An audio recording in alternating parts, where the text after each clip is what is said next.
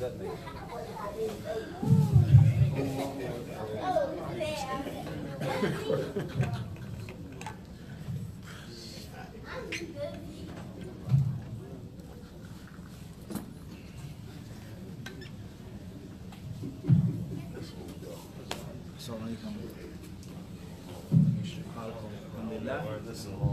Salam, marhaba. How you feeling, Sheikh? May Allah make you firm. I mean, I'll make you firm, Sheikh. Inshallah. You know, we talk. Bismillahirrahmanirrahim. Alhamdulillah, wassalatu wassalamu ala rasulillah wa ala alihi wa ashabihi ajma'in. Amma ba'd. Assalamu alaikum wa rahmatullahi ta'ala wa barakatuh. Unfortunately, I wasn't here earlier, and I missed out on the talks that were given by the brothers. May Allah Azza wa Jalla accept it from them and reward them well on an important topic that we can never ever become tired of, and we can never fully cover. And we all know what Ibn al-Qayyim rahimahullah ta'ala said in Al-Jawab al-Kafi, speaking on the concept of love and the concept of dua and the concept of the foundation of the problem of sinning, and on the foundation of the cure and of the answer, the solution of those sins being connected to other than Allah subhanahu wa ta'ala. We all know Ibn al-Qayyim's book, like many books that he wrote, and many books that his teacher, Shaykh al-Islam Ibn Taymiyyah, wrote, were nothing more than answers. It was actually an answer. You just imagine it's now the caliber of a scholar in which is a classic work that becomes timeless and is an answer to a question. 400 pages, 300 pages, 500 pages, let alone volumes that's only based off of a question that was posed to him. So we understand that that's what his book was. The spiritual cure, or the cure in the disease, Ada' wa Dawa, Al-Jawab al-Kafi, was nothing more than a question that was posed to him. So in the book on him, we don't wish to give a talk on the book. He mentions in there, in one of the chapters, one of the signs that the slave loves Allah subhanahu wa ta'ala. And one of the ways for the slave to gauge his love of Allah subhanahu wa ta'ala. How do I know if I love Allah? And if so, how much? Ibn al-Qayyim rahimahullah ta'ala, he said that if a person wanted to gauge his love of Allah, then he should gauge how much of the speech of Allah he listens to and he reads and recites. In other words, using the Quran as a meter and as a yardstick, as a measure or a level for one's love of Allah subhanahu wa ta'ala. So whenever talking about the Quran, outside of Ramadan, in Ramadan, after Ramadan, memorizing it, reading its tafsir, understanding its meanings, reflecting on it, mentioning its stories, and looking into the inner dimensions of the Quran and the sciences of the Quran, then that is something that can never ever get old. It can never get old. And Ibn al-Qayyim rahimahullah ta'ala, he mentioned and he said, is that there's one of the ways that the slave can gauge his love of Allah subhanahu wa ta'ala. So just stop and ask yourselves the question. So we're talking about the Quran in Ramadan, or another very common topic and a very hot topic that many people speak on is Halal Salaf Ma'al Quran.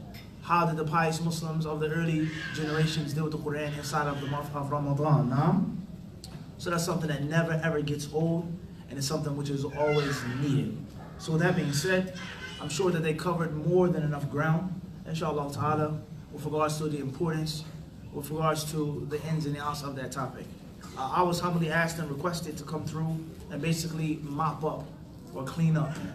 And specifically deal with if there were any questions that the brothers had or the sisters had specific to the topic or outside of the topic. So I'm not going to come Bidinai Ta'ala and overstep my boundaries with regards to the speeches that they already gave.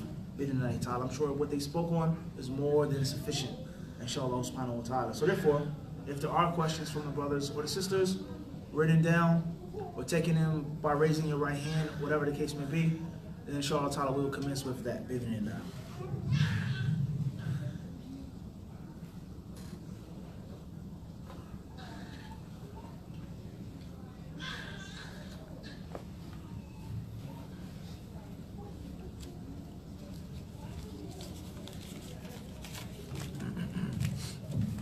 First question says, if one travels every day for work, i.e. Monday through Friday, what is better for them to do during Ramadan?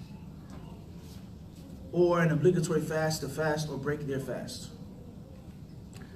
The people of knowledge, they say that it is permissible for a Muslim to have a job, to have a means of making a living, which necessitates for him to travel.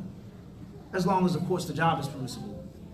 As long as it's not something haram that you're transporting or trafficking. Tayyib, in which you're traveling from one place to another for haram means. As long as it's halal, it's permissible, then there's nothing wrong with having a job which makes you travel, even in the month of Ramadan. And when it comes to the month of Ramadan, just like any other traveler, you have the option. Keep your fast, get the reward, be patient, or if you want, you can break your fast. And when you're finished traveling after the month of Ramadan, whatever time you have, you make it up. Short days, cold days, long nights, etc. What's important is there's nothing wrong with that. As far as what is the ruling on keeping the fast, what is best? And the scholars of Islam, they don't agree on this issue.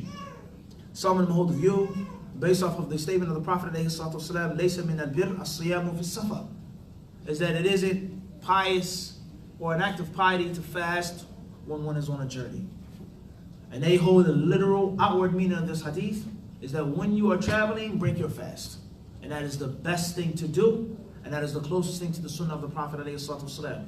Also based off of another authentic tradition, in which the Messenger of Allah ﷺ, he says, "Inna Allah yuhibbu an tu'ta rukhsah," that Allah loves for the people to take the things that He has allowed them to take.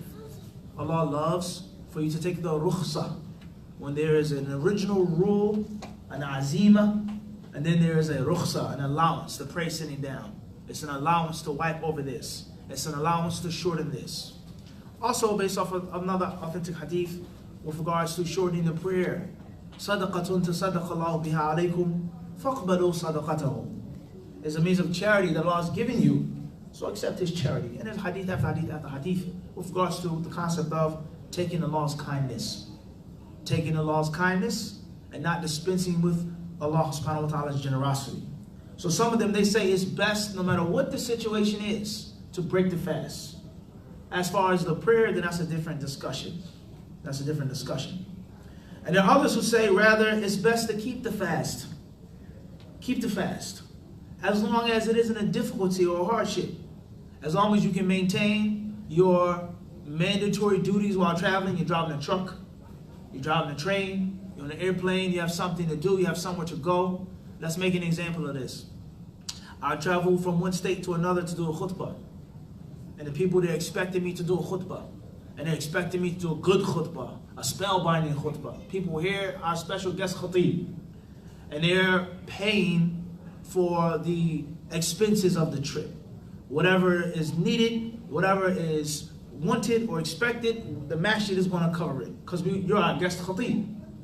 And this is the funding or the wealth of the Muslims for your expenses, for your honorarium, etc. Your hotel, your stay, etc. Now, so I come to the masjid and I say, alhamdulillah, I kept my fast.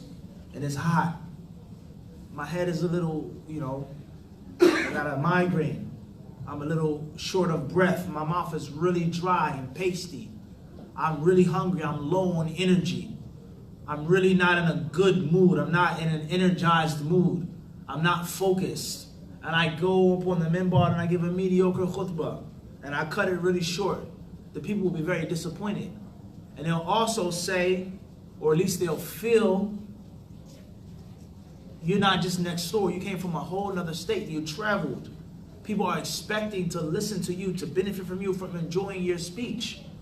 It would only make sense for you to eat breakfast, have your tea, have whatever you want to eat, and be nice and fresh, and be, strong and deliver your amana. So if it's an issue of my obligatory amana being fulfilled or not, then take the rukhsa and break the fast. But they say if you don't have that obligatory amana, or it isn't a problem, you have the strength, then they say keep the fast. And that's because the fast is the default, that's the asl. And the asl is this fast with the Muslims. It's easier, it's simpler. Why make up days if you don't have to make up days? And why not get a double reward, a more reward, a greater reward by keeping your fast and not having to worry about any responsibilities? And they base this off of many proofs. That the reasoning is a dalil. That's a dalil.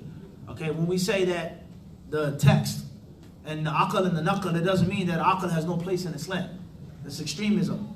The mind and thinking and reasoning and using logic has a fundamental place in the deen of Islam. To use your mind and to reason things. But reasoning doesn't come before the text. Nor is the reasoning to clash with the text. As Shaykh al-Islam ibn Taymiyyah rahimahullah would say, in others, al-ijtihadu fi nas la ma'an nas. Al-ijtihadu fi nas la ma'an nas. They would say, work hard to understand the text and to harmonize the text and to deal with them properly, and don't work hard with the text. My brain, my thought, my opinion, and the hadith. No. But it doesn't mean when we hear these statements, Ahlul Sunnah wal Jama'ah, the Mu'tazila, this person, he was a person of the mind, he was Ahlul Kalam. That doesn't push us to the extremism in which we become desensitized and our minds are blunt. No. Common sense has a staple part in the deen, in all aspects of the deen, especially in fiqh. So they say, Dalilun Nadari. Dalilun min an-nazar.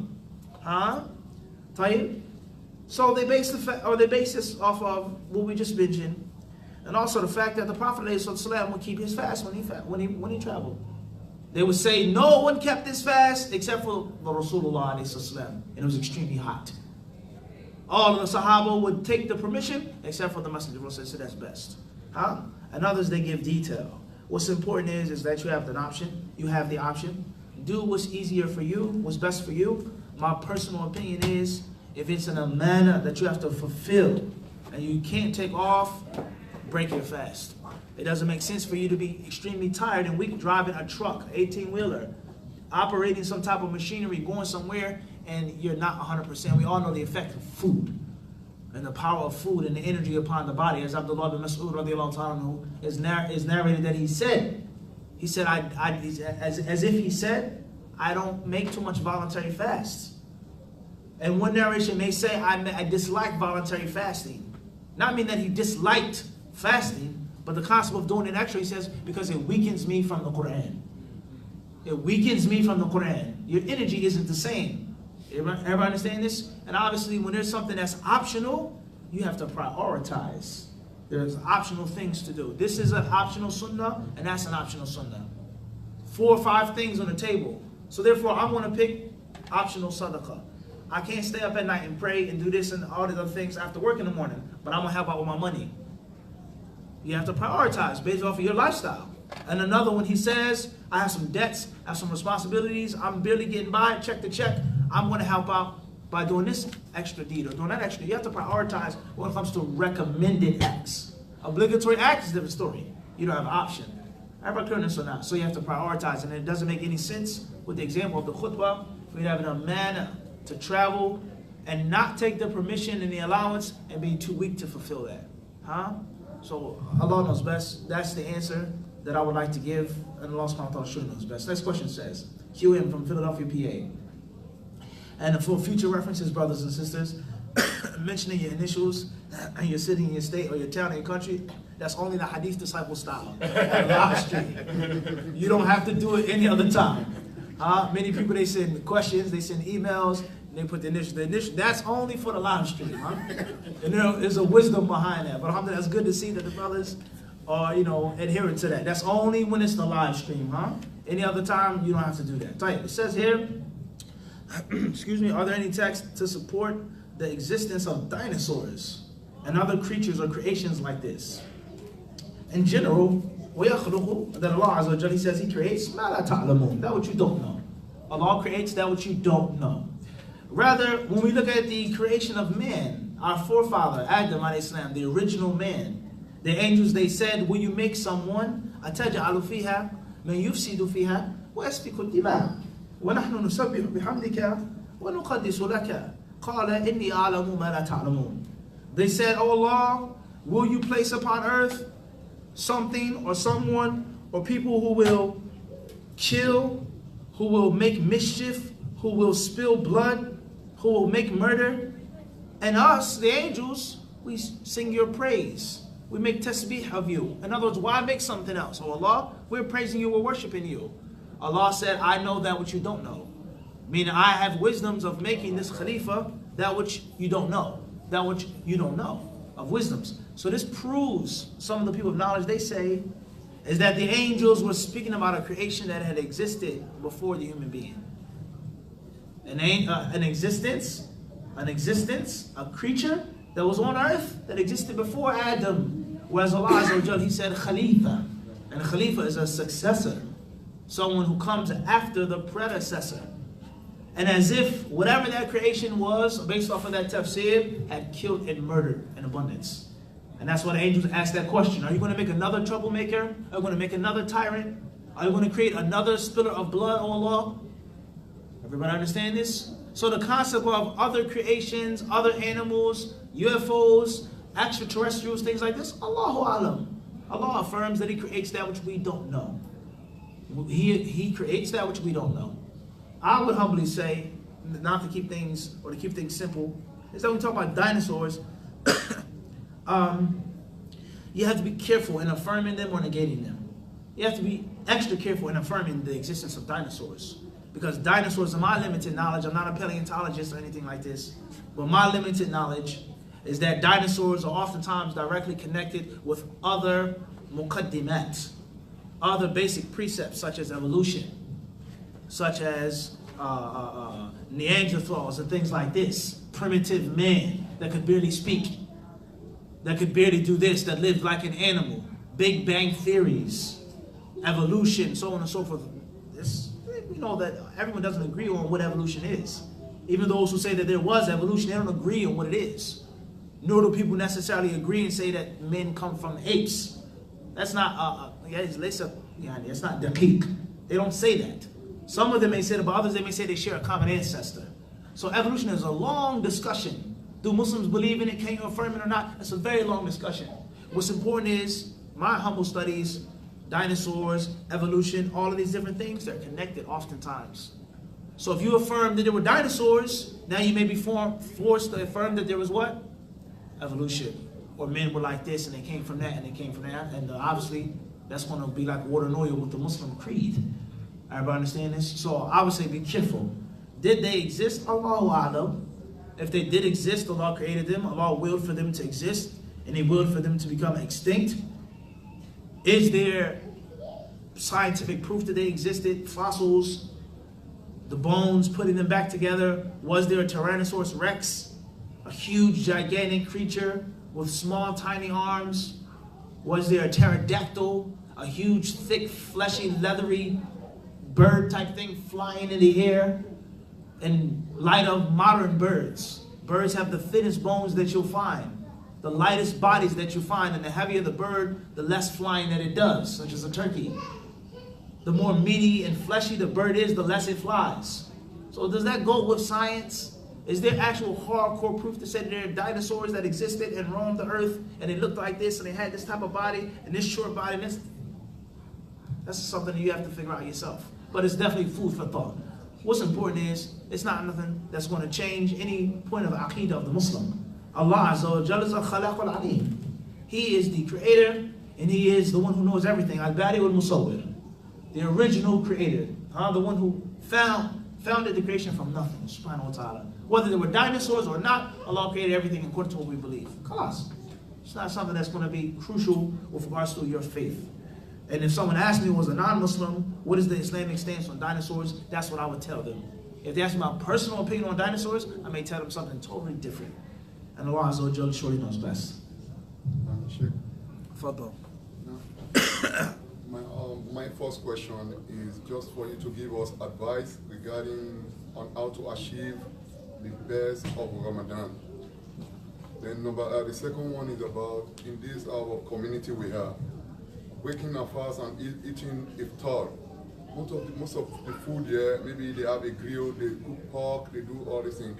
How can we adapt and how can we cope in the month of Ramadan? Clear. Because sometimes we don't cook at home, we have to work outside. So how best can we achieve that?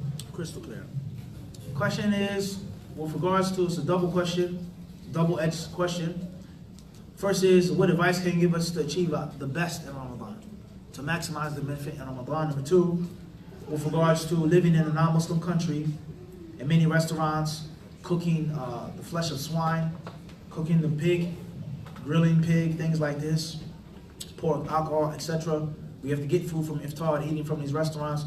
What can we do? How can we cope with this situation? As far as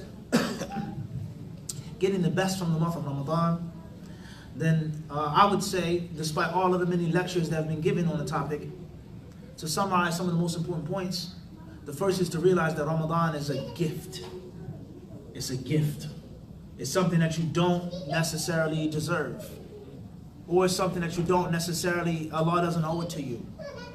It isn't something that you earn, or something that you make from what you deserve. It's something that's handed to you. So be mindful of that. And what would your stance be if a very wealthy, generous man who's extremely busy with hundreds and hundreds of our friends and associates chose to give you a personal gift? What would your stance be? This is not someone that's going to give you a cheap gift, a mediocre gift. It's not someone that needs you to be their friend. It's someone who has a list of electronic Rolodex of friends and associates that he could have given that gift to, and he chose to give it to you. What would your stance be? Would you be, oh, okay, thanks a lot, and put it on the shelf? Or would you cherish it? Would you know that there's something really special in this box or this bag coming from him? Just think about that.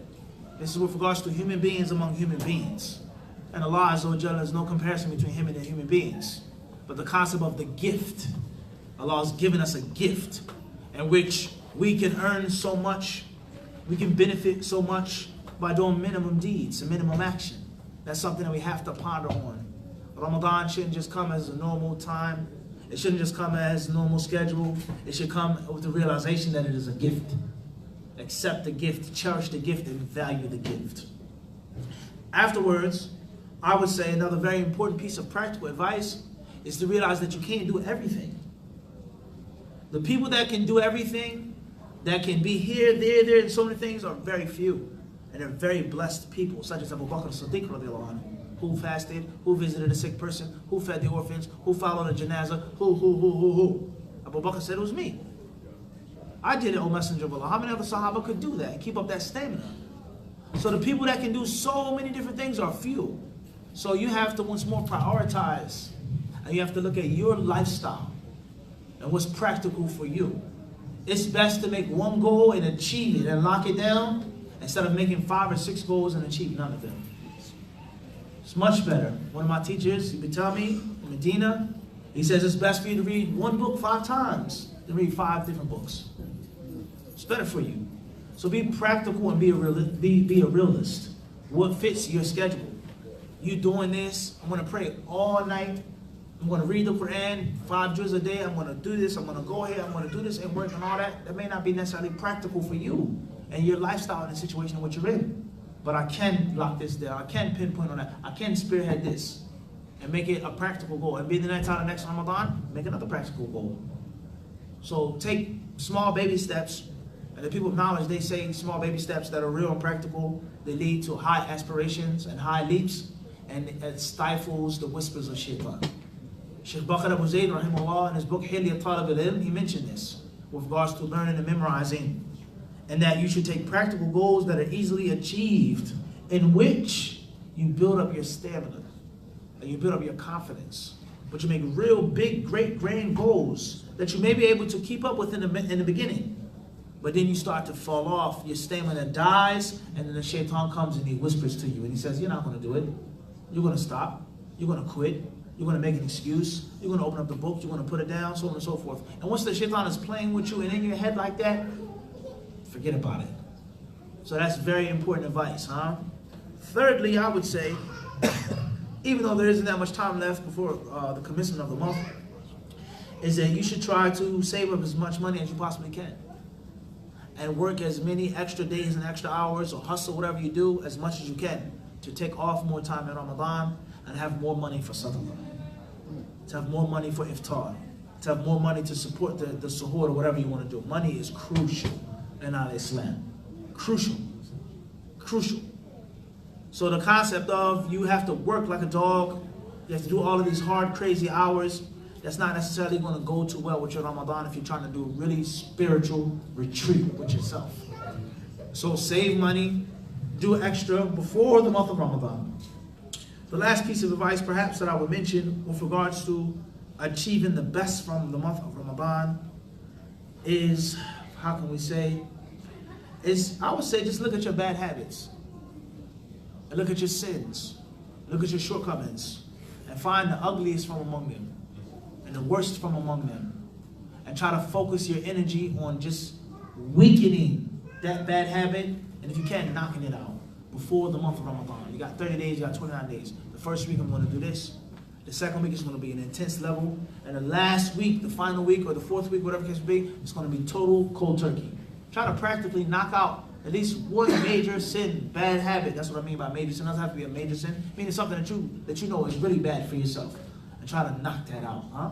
With regards to advice which is practical, huh? And realistic. And almost best. As far as eating foods, the flesh of swine, going to a restaurant in which they cook pork and things like this, then I would say, Yaqi, there are two levels that you have to always keep in mind. Two levels. The first level is what's halal, and the second level is what is advisable. So it may not be haram for me to eat at this restaurant. It's permissible, but is it the best thing to do? Huh? There are two different levels here. We have things which are clearly haram, and then things which aren't haram, but it's not necessarily the best thing to do. So ask yourself the question, what type of restaurant is it? Is it a restaurant in which the chicken is mixed with the flesh of the swine on the same grill, in the same pot, the same fryer? Or is it different? Is it a place which is welcoming and respectful to Muslims, or a place in which you're a normal customer, or they may not like Muslims? Huh? Is it a place in which you have to go to because you're traveling, it's the only restaurant and you're hungry? Or you have a 10-minute drive, another extra couple minutes, another place that you can order in which you can get either the food that's halal, the food that's kosher, or at least the food in which there's no swine being cooked, huh? Now, before we even get into this, you gotta understand the concept of eating the meats from these restaurants. Is it Ahlul Kitab? Are they Ahlul Kitab? Are they Christians and Jews? That's a very long discussion that we don't have time to get in. We've done videos on this, and there are many books in English you can find on the topic. Are the people in McDonald's, the people across the street, are they Ahlul Kitab? Are they Christians? Are they the people that Allah Azza wa Jalla said that we can marry their women and eat from their foods and so on and so forth? Are they monotheists? Or are they other than that? Kosher meat, are they Jews? Are they followers of the way of Musa? Or are they waiting for someone else to come? Do they make shirk and polytheism? That's a long discussion. Very long discussion, which we don't have time to get into right now. And most importantly is whether they're atheists, secular nominals, or whatever they are, do they kill the animal in a proper legislated manner? So people that say, it's Ahlul Kitab in America, Sheikh bin Baz said you can eat Ahlul Kitab in America. Sheikh bin Baz did not say you can eat the meat of an animal that's shot to death. He never said that you can eat beef that comes from a cow that was slaughtered through a pole arm. He never said that. He never said that you can eat chicken nuggets that come from chickens that are dropped in freezing cold water. He never said that. So even if they are Jews and if they are Christians, how do they slaughter their animals? If there's a Muslim who says, La ilaha illallah Muhammad Rasulullah, and he hits the animal upside the head, or he chokes it, or he does something to it and he hangs and hoists the cow up, and it takes 7 minutes for the 400 or 600 or 700 pound cow to be hoisted and cut. After 7 minutes, the thing has choked to death. The blood is inside. Then they cut the neck. It's haram to eat that meat, even if they're Muslim, let alone if they're Jew, Christian, questionable. So a very pinnacle or very important pinnacle or a crucial point is the way of the meat being killed. And many people, they conveniently ignore that. And they say, well, the asl is that we shouldn't ask, we don't have to ask. But do you really feel confident in your heart? Do you honestly feel in your heart that KFC is slaughtering chickens with a sharp blade? Do you think that? Do you feel that confidently? Do you feel that Purdue or Tyson is serving millions of supermarkets around the United States? Do you think that they're killing this cow? Is that economically efficient? Is that considered to be humane in the modern system of the food industry? You have to be real with yourself. Do you really believe that in your heart, that they're Ahlul Kitab? And if they are, do you think that the meat is being killed properly? If you feel confident, and this is the asl, la tas'alu an ashya, don't ask about things, so on and so forth, tafaddal. But if you're just riding with a fatwa, or well, Ahlul Kitab in America, you need to be very careful. So going to a restaurant that sells pork, in most cases, you get chicken or beef. The beef is not necessarily from a slaughtered animal. So that's another discussion in itself. If someone asked me personally, is it permissible to eat from those places? I would say no, strongly. Let's go eat there. I would say no, I'm not buying you this, I'm not going there with you. But I don't criticize a person if we go out to a restaurant. I order sushi and salmon teriyaki, he orders chicken teriyaki. I wouldn't criticize him, but I wouldn't eat it. I wouldn't eat it for several reasons. Certain religious reasons and certain personal reasons. So that is food for thought. This is a real story, Aki. I got the salmon teriyaki with the sauce on the side. And he got the what? The chicken breast with the teriyaki sauce. This is a reality. So I'm not going to criticize someone who's following a scholar that they trust, or following a student of knowledge that they trust, or the understanding that they've been taught. Not best. But if you ask me about it, the only thing I'm going to do is try to get you to think critically. Just a little bit. Okay, so eating from those restaurants is an issue in itself. If a person is on the opinion that there are Ahlul Kitab, and the meat is being slaughtered, it is being done properly, then if they wash out the vessel, if they clean out the vessel, and it's not necessarily mixed and contaminated, then that's one thing.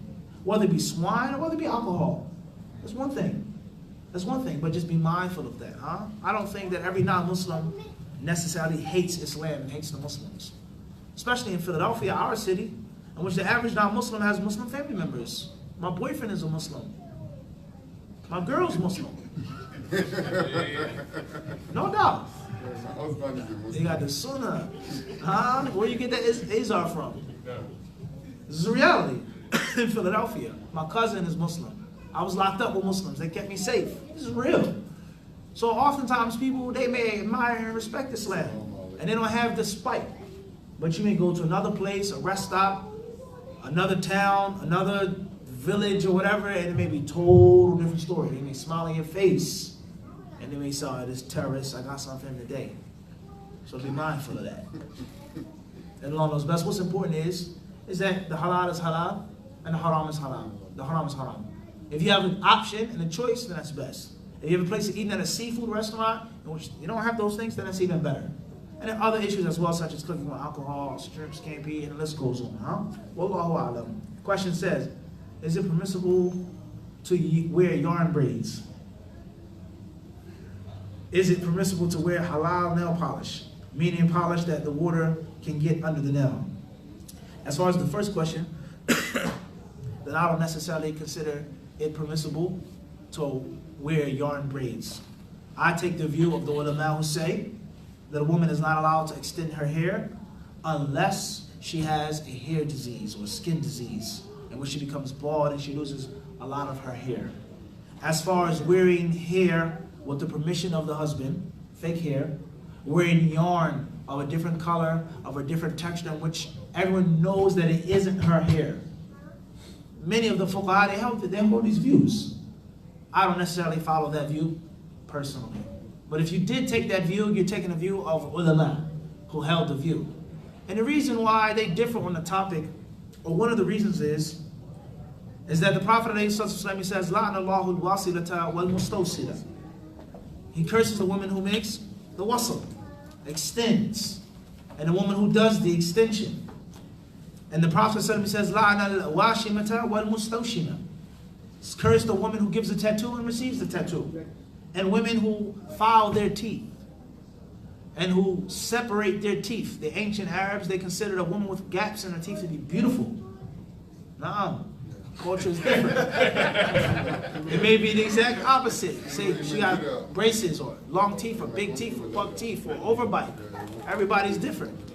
So many women, not all of them, but many of them, they would file their teeth and they would wedge their teeth and make separation in their teeth. Mutafallijat lil-husn al-mughayyirat li-khalqillah. Those who change Allah's creation for the purpose of beauty.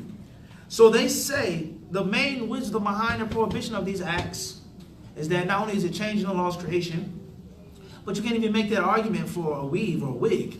She says, I put on a wig and I take it off. I haven't changed anything. You get a haircut. You can shape up your hairline in time, which changes your natural hairline. That's changing the law's creation. I put it on, I take it off. But obviously, sharpening the teeth, the ears, the neck, things like this is clearly changing and altering the law's creation. So they say from the wisdoms behind this is deception and trickery and appearing to be beautiful. If you come from a culture in which long hair is a sign of beauty, appearing to look in a certain way in which you actually aren't. And this is the secret behind the hadith that we were explaining a couple weeks ago in the khutbah with regards to the hadith of Abu Hurairah in Sahih Muslim, that the Prophet ﷺ, he says, "Sinfani min ahli an-nari lam arahuma." He says that there are two types of people that will burn in hell that I've not yet to see. I haven't seen them yet. They don't exist. These types of men and women that will burn in hell. And he said from them, he said, "Qawmun ma'ahum siyatun ka'adnab al-baqar yadribuna biha an-nas." He says the first are people that have whips like the tails of cows, thick, sharp, vicious whips, and they whip people and they slash people's backs. They will burn in the fire of hell. And he said, when he sat on kasiyatun, ariyatun, ma'ilatun, mumilat. He says that women who have on clothes, but at the same time they're naked. They're dressed, but they're undressed. Women who choose the wicked path, and they influence others to choose the wicked path. They go astray and choose others they make others go astray.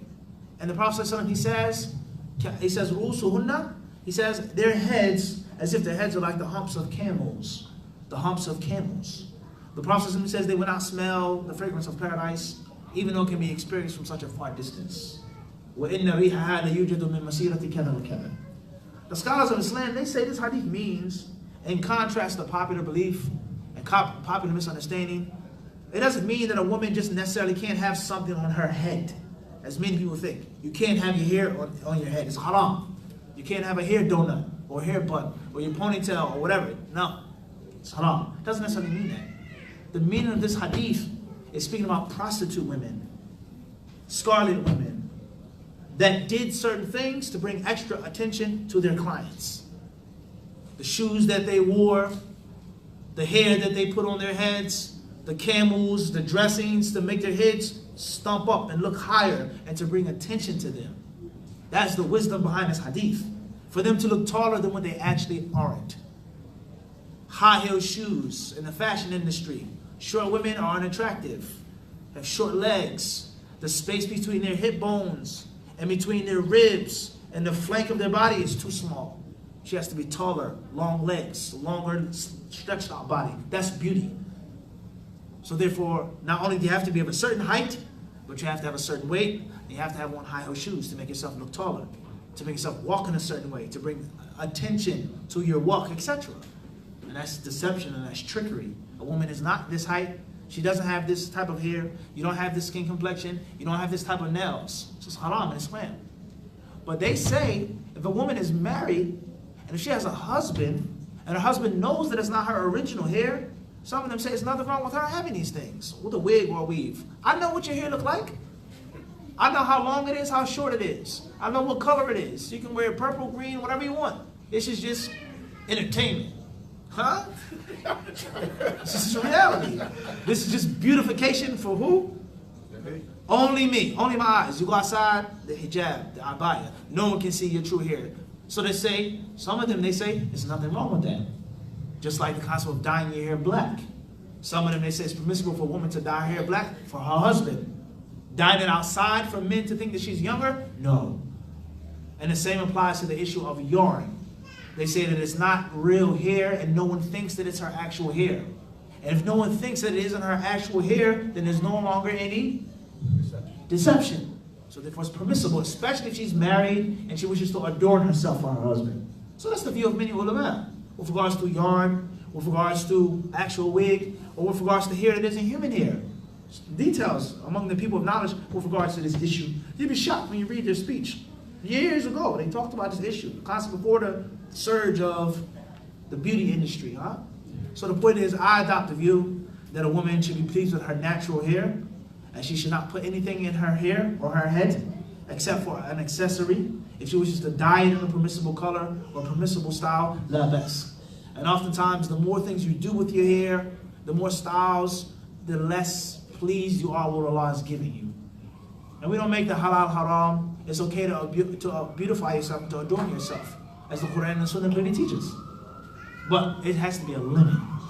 The beautification, the adornment should be at a limit, in which is just enhancement to your natural beauty, and it isn't something which I'm unpleased with the color of my skin.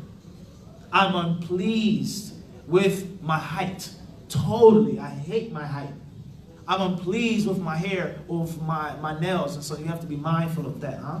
But those ulama, they hold the view, it's permissible to do that. As far as the second part, before we get, inshallah, is it permissible to wear halal nail polish? Meaning, tight. I've done research on nail polish, which is supposed to permeate to the cuticles and the fingertips, the fingernails. And my research has shown me is that there does exist this type of nail polish. It exists, in which the water can get to the cuticle. And the fuqaha, they say the water has to reach every part of the hand. So with that being said, if you buy that type of nail polish and it's the real nail polish in which the water gets through, it's nothing wrong with it. And you can make wudu and make salat therewith. The only issue that you have to be mindful of is going outside with the fingernail polish or the toenail polish uncovered. Okay, the feet of the woman should be covered, as Allah Azza wa Jalla mentioned. لِيُعْلَمَ مَا يُخْفِينَ مِنْ زِينَتِهِنَّ. Allah says, وَلَا يَضْرِبْنَ بِأَرْجُلِهِنَّ, that the women should not walk in a certain manner in which their anklets, their heels, their feet will be seen. Allah said this, they shouldn't show their feet. And many of the ulama, they use this ayah as a dalil to state that the hands and the face have to be covered. If Allah said, don't show the beauty of your feet, then what do you think about the beauty of your face? And it goes back to reasoning, once more we said, common sense. They say if a woman has to cover her feet, then what about her face? You say, I want to marry a sister. I want you to find me a wife, inshallah, hook me up. Good sister. So what you looking for, Mufti? I said, I want a sister like this, I want a sister like that. And he said, I think I found a sister for your age range. What you looking for? Is she pretty? Inshallah? He says, yeah, she's very pretty. She's attractive. You'll like her. The first thing that's coming in my head is what? Her toes?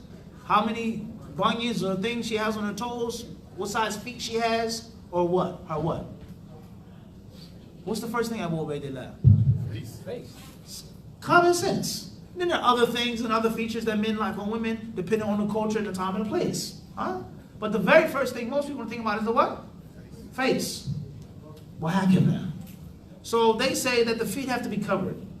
So if the feet are covered, you're not allowed to go outside wearing sandals. You're not allowed to go outside with your toenails painted because that's additional zina. And the same applies to your hands. The ulama who say that a woman does not have to cover her hands and her face, that view, those ulama who hold that view, they say she isn't to put on additional zina, additional adornment. So kuhl, mascara, polish, henna, things like this. If she's going to uncover her hands and her face, they say those things are not to be put. It has to be bare, organic. If you're going to show your hands, just your what? Just your hands. Makeup, this, that, lip gloss, eyeliner, these things, they say they cannot be on the face if the face is going to be uncovered. So even if the nail polish is permissible to use for wudu, you have to be mindful of going outside the house or non-mahrams coming inside your house. And I only mention that as a fact that you shop because many people, they have a misunderstanding. Maybe not necessarily in America, but especially overseas in Muslim countries, is that if a woman is in her house, she doesn't have to wear hijab, and it's only for outside.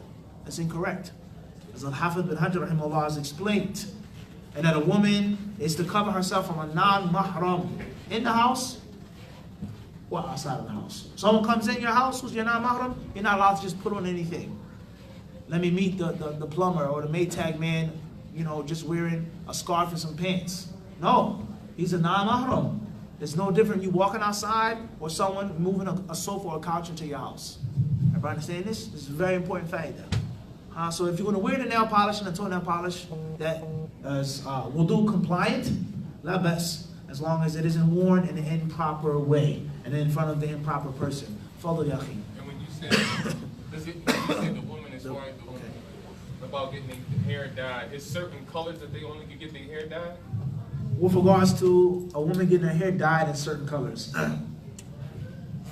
I would say is that all colors are permissible except for black, jet black.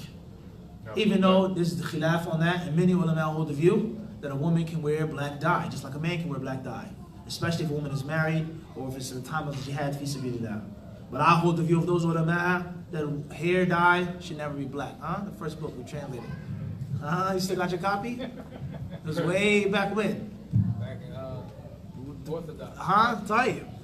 So the concept is that wearing black dye, there are hadiths that prohibit it.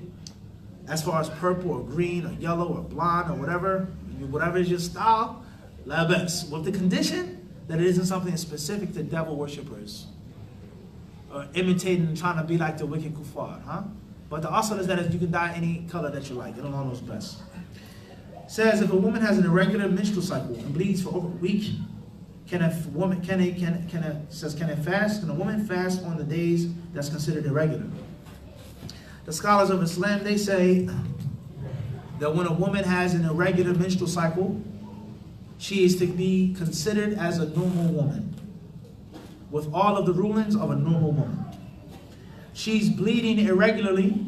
It isn't the normal menstruation. During those days in which the blood is irregular, then as if she's a normal woman that has no blood flow whatsoever. Salah, fasting, vaginal sexual intercourse, i'tikaf, talaq, tawaf, sitting in the masjid, touching the Mus'haf al-Sharif, all of the rulings that pertain to the blood flow of a woman. Everybody understand this? When a woman has natural blood flow, there's a list of what?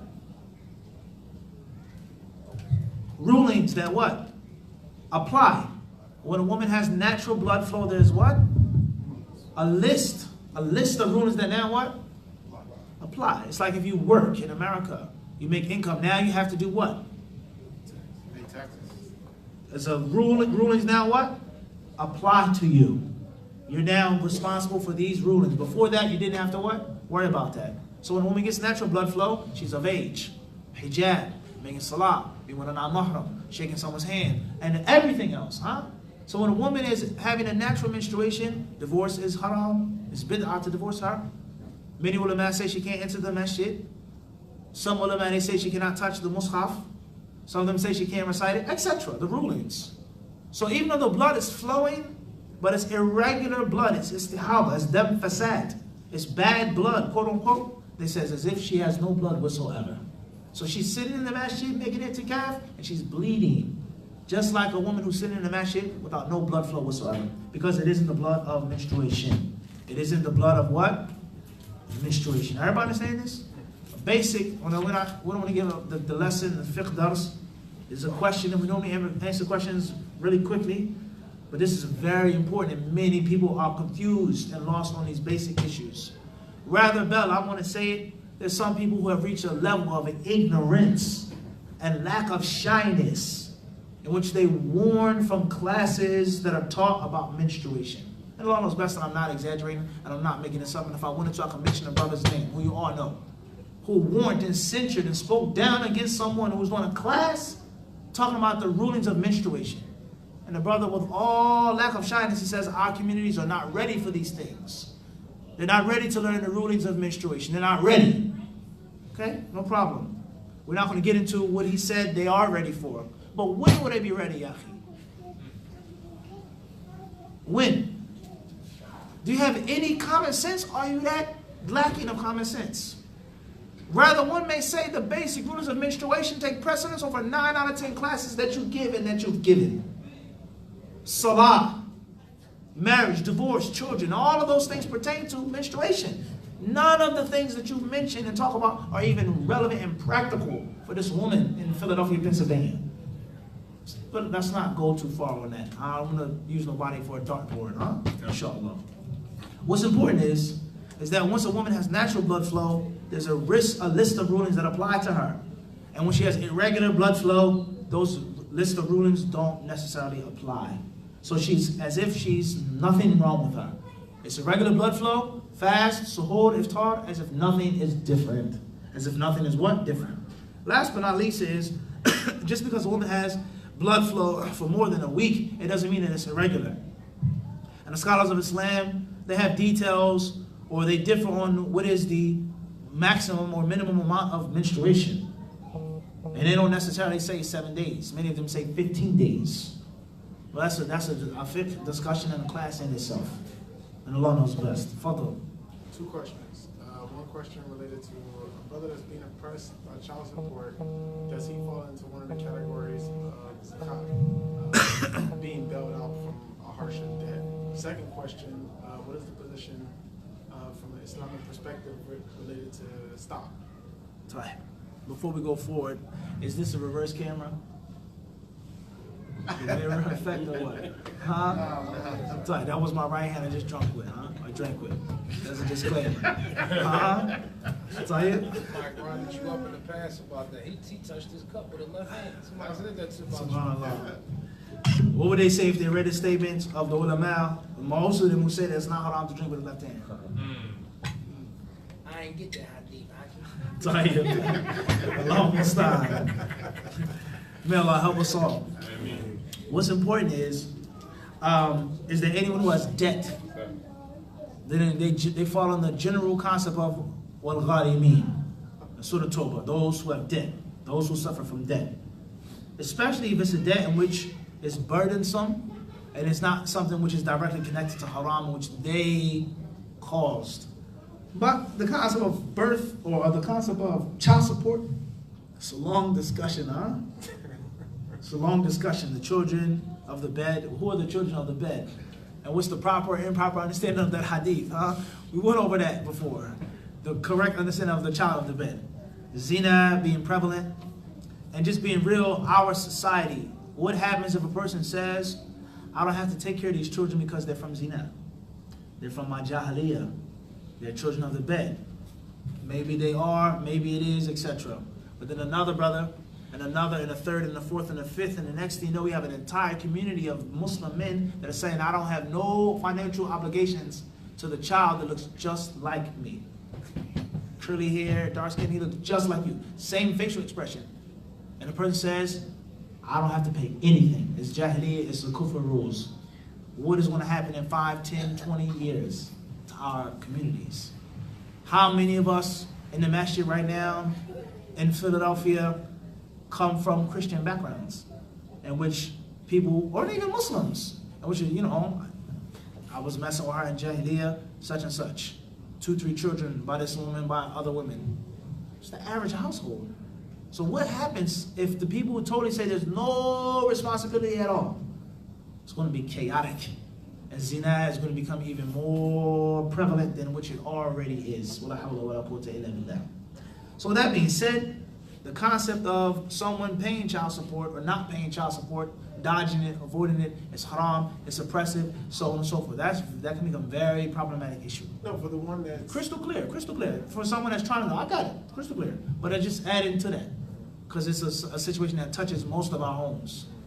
Most of our homes. Children, stepchildren, one way, one level or another. All right? Tight. So someone that is actually in debt, and they have a hard time paying it, and it's a responsibility and obligation upon them, it's one thing. As far as stock, then the scholars of Islam and the modern researchers, the bahithin today, with regards to al-iqtisad al-Islami, Islamic finance and Islamic economics, was a separate field of fiqh today. It's a subgenre of fiqh. Those who specialize in the Islamic concepts of money, trading, buying, selling, and the modern ways of dealing with trade, Bitcoin, etc. Huh? They are researchers. And they may not necessarily be the traditional fuqaha, the older ulama, but they're researchers who specialize in these things.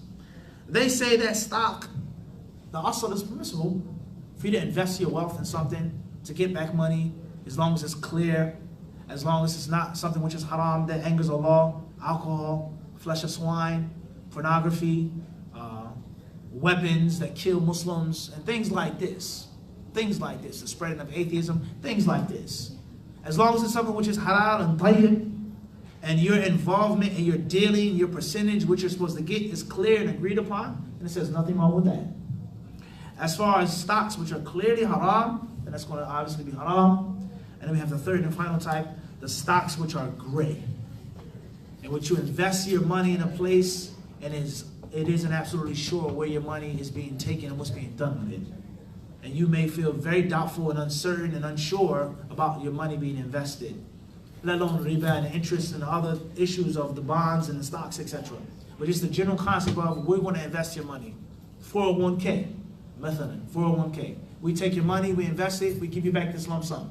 You don't know where the money was invested. From one aspect, it's halal. It's not your job to ask and investigate everything, especially in these complexities.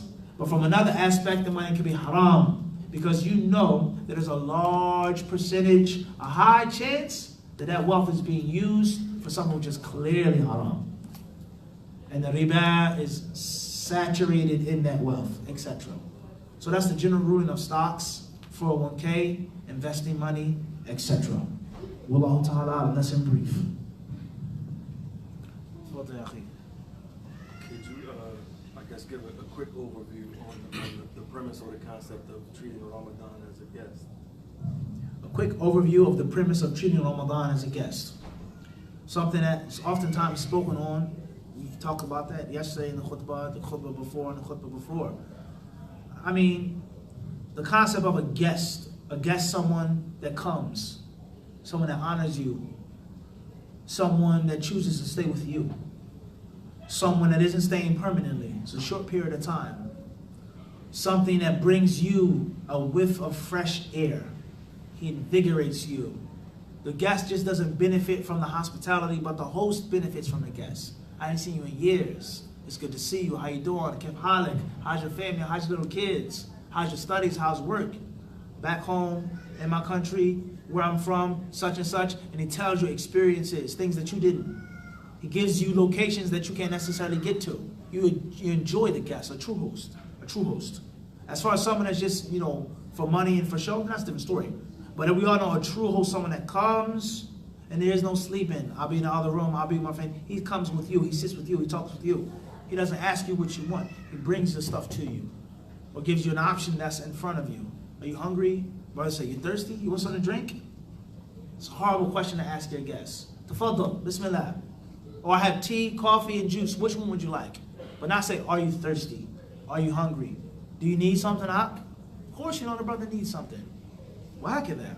So a guest is someone that benefits the host, and the host also benefits the guest, and vice versa. And most importantly is the concept of someone that you are responsible for looking after. And there are many, many issues with regards to a guest and hospitality in our Islam. So that's how you should look at Ramadan. Ramadan isn't the other months.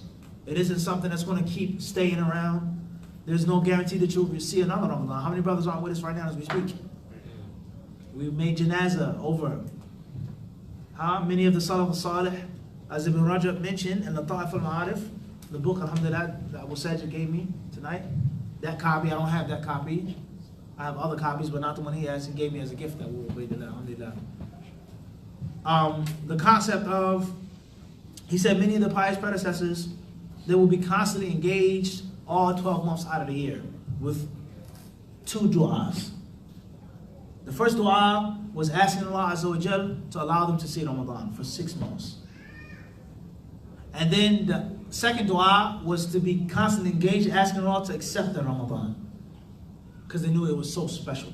It doesn't last long. So be mindful of that. Time is like a sword, like a Shafi'i Rahimahullah said. Time is like a sword. If you don't handle it properly, you will be cut. If you mismanage time, it'll slip out of your hand. Where did it go? Ramadan is over, done. I'tikaf, where's the Eid, the moon sign? It's finished. But if you take it aggressively from day one and you respect it, then bi'idhnillah you reap it, So that's basically the concept of looking at Ramadan as a guest, honoring it, respecting it, and most importantly is being shy. I'm too shy to keep making the same act in Ramadan, just like I'm too shy to do this in front of my guest. You don't have to know what's behind the curtain. You don't have to know that we're eating beans and rice. We offer you steak. You don't need to know that. This is what I'm giving you. You don't need to know this mistake that I have in my family or this shortcoming. Be shy and clean up your act and hide your sins and try to get rid of those sins for the respect of this guest. Allah knows best.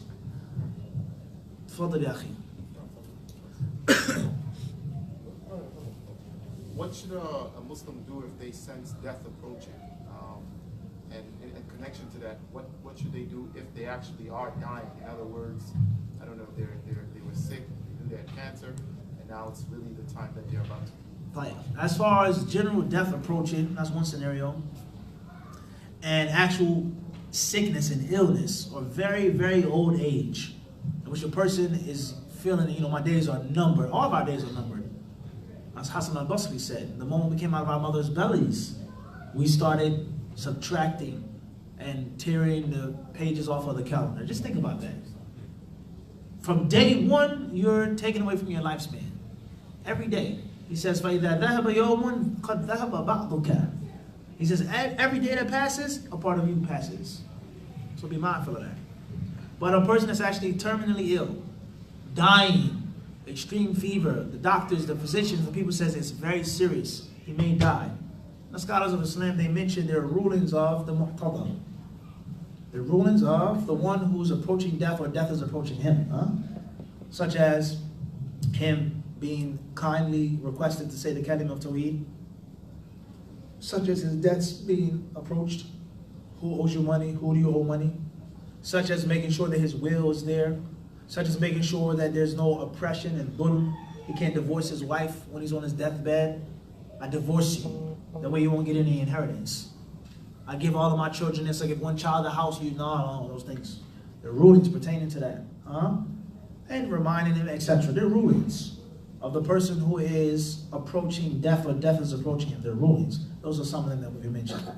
With regards to someone who feels that they want to die, and there are rulings upon him or her, and there are also rulings upon those who are around them.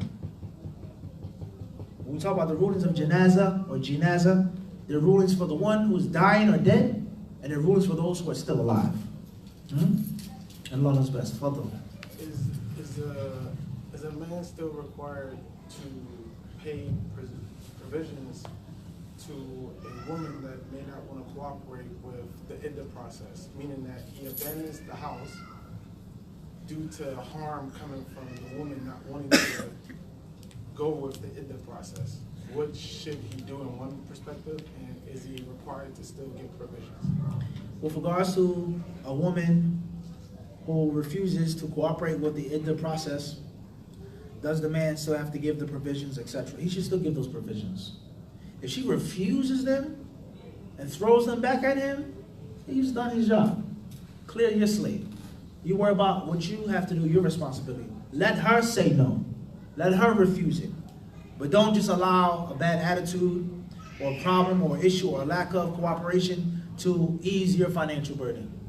Because the soul has been made to covet wealth. And the soul is made to be stingy by nature. So, okay, saving me money. That's the asl of the human being. You don't want to take it? No problem.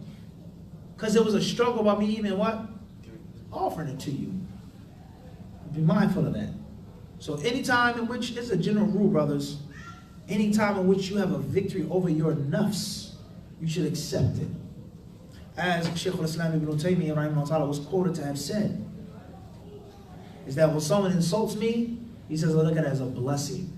And Allah is teaching me how to be humble. Allah is giving me a free lesson and a free teacher to be humble. He's purifying myself.